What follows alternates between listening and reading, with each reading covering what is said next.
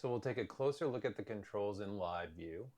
First and foremost is the live view itself. So this is the sample that's currently on the stage. Some things that I can do in this window are take this image itself and drag it around. So I'm doing that with a left click and hold. I can also use the mouse in order to zoom in and out of that image. So again, I'm just changing the placement of the image.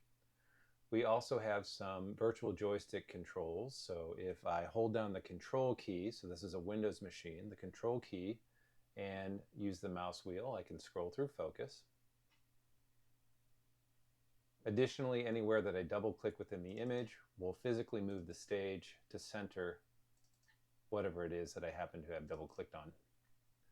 On the right hand side, you'll see a live lookup table that's showing us the intensity of the current image. We can then scale that accordingly, kind of to taste. We also can do an auto level or a continuous auto level to keep all the signal within the viewable range. We also, as you'll notice here in the lower left-hand corner, this is showing me live the position of my mouse in pixels, the value of that pixel under my cursor, and then also the physical stage position that I happen to be at. We also have a well selector.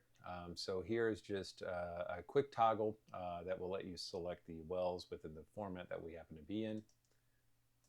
And finally, we have a line profile tool that will let you set a line profile across any particular feature so that you can see the live intensity over that profile line. Okay. Finally, there are some right-click tools that are pretty helpful. So if I right-click here, I can do View All. So what that's going to do is just reset the view to center and then both size the image so that the entire image is within the field of view of the window.